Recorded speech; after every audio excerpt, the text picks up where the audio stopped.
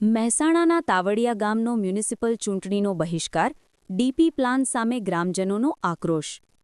મહેસાણા મહાનગરપાલિકાના હદ વિસ્તરણ બાદ તેમાં સમાવિષ્ટ કરવામાં આવેલા તાવડિયા ગામના ગ્રામજનોએ આગામી સ્થાનિક ચૂંટણીનો સંપૂર્ણ બહિષ્કાર કરવાની જાહેરાત કરી છે. ગામમાં ઠેર ઠેર બેનરો લગાવીને રાજકીય પક્ષોને પ્રચાર માટે ગામમાં પ્રવેશ ન કરવા સ્પષ્ટ ચેતવણી આપવામાં આવી છે. સગરામભાઈ ચૌધરી. સગરામભાઈ, શું કહેશો? શું વિરોધ છે આ ચૂંટણી? હા, આજે મહાનગરપાલિકાએ જે ડીપી પ્લાન રજૂ કર્યો છે નકશામાં, અને એના કારણે અમારા જે ટૂંકી જમીનોમાં 80 મીટરનો રોડ, 30 મીટરનો રોડ, 24 મીટરના રોડ, 18 મીટરના રોડ, 12 મીટરના રોડ, બહુ નજીક રોડ બધા આપ્યા છે. બિલકુલ 2 થી 5 વીઘા જમીન 90% લોકો ધરાવે ખેડૂતો. લગભગ 200 ઉપર પરિવારોને આનો અસર થવાની છે. અને ઘણા બધા ખેડૂતોના બોર 80 મીટરના રોડની અંદર આવે છે. પાઇપલાઇનો પાણીની બોરની જે પિયતની વચ્ચે આવે છે. એટલે જે પશુપાલન ઉપર અમે નિભાઈએ છીએ. અમારા ગામનું મહિને 1,40,000 લીટર દૂધનું ઉત્પાદન છે, એ પણ ઠપ થઈ જવાની શક્યતા છે. એટલે અમારા તમામ ખેડૂતો બેરોજગાર થઈ જવાની સ્થિતિ છે, કારણ કે અમારો ધંધો પશુપાલન અને ખેતી આધારિત છે. 10% લોકો જ કદાચ આર્થિક રીતે બજારમાં સક્ષમતા ધરાવતા હશે, તો બાકીના લોકો બેરોજગાર થશે, તો એના કારણે અરાજકતા પણ ફેલાશે. એટલે માનનીય મુખ્યમંત્રીને તમારા મીડિયા થકી અમે વિનંતી કરીએ છીએ કે તમારો મૃદુ સ્વભાવ છે, તો અમારા ખેડૂતોની જે પણ વેદના છે એને સમજી અને જે 80 મીટરનો રિંગ રોડ છે એ શક્ય બને તો જે બાયપાસ શામળાજી રોમપુરા ચોકડીથી વિસનગર બાસણા નીકળે છે, તો એનાથી આગળ જોઈન્ટ કરી અને ફતેપુરા સુધી લઈ જાય તો રિંગ રોડ દૂર જાય તો પણ ઘણી બધી જમીનો અમારી બચી જાય.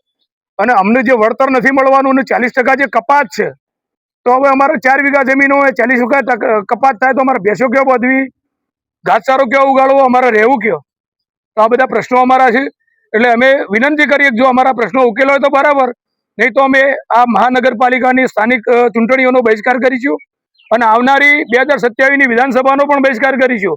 અને નહીં ન્યાય મળે તો 2029 સુધી લડવાની અમારી તૈયારી છે. અને બધા 25 ગામ જે નવા જોડાણા છે એ બધા ગામોમાં અમે સંપર્કમાં છીએ અને બધા લોકો ધીરે ધીરે આ આંદોલનમાં જોડાવાના છે. અને ભવિષ્યમાં આ આંદોલન ઉગ્ર બને અને સરકારને પછી એ વખતે મુશ્કેલી ઊભી ના થાય, એટલા માટે અમે વિનંતી કરીએ કે અત્યારથી જ તમે આ જે અધિકારીઓએ અણઘડ ઓફિસમાં બેઠા રોડ ચિતર્યા છે, તો એમાં સુધારો થાય, ખેડૂતોને વિશ્વાસમાં લઈ અને ફરીવાર એનું ગોઠવણ થાય, એવી અમારી નમ્ર વિનંતી છે સરકારના અધિકારીઓને, સરકારને. હરિભાઈ નારાયણભાઈ, ગામ તાવડિયા. શું તકલીફ થઈ જાય? બહિષ્કાર કર્યો? આ બહિષ્કાર કર્યો કારણ કે અમારા ગામની જમીન જાય છે, પોર છે, ઢાળીઓ છે, બીજું ધંધો છે બધો, એટલે અમારો બધો ધંધો પડી પાકે છે. એના માટેનો અમારો વિરોધ છે. ચૂંટણીનો પૂરો બહિષ્કાર છે.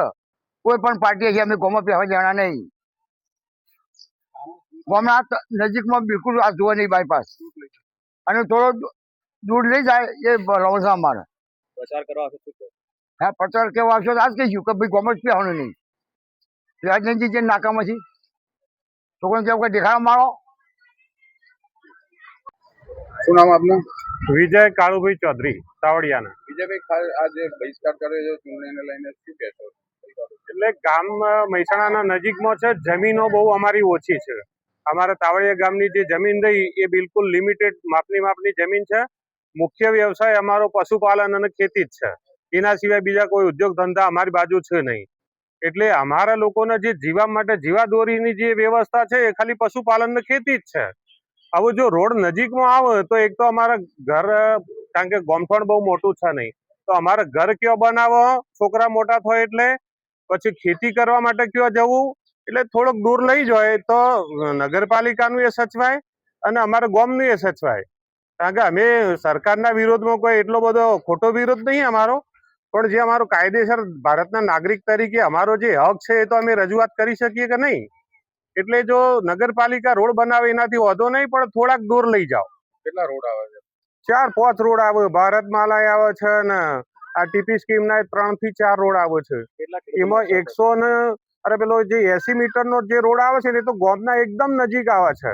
અને એમાં ઢાળિયો અને બોર ને એવું જે અમારા જે જીવન જરૂરિયાતની જે વસ્તુઓ છે એવી બધી એમાં જાય છે. એમાં નુકસાન બહુ થાય છે અમને.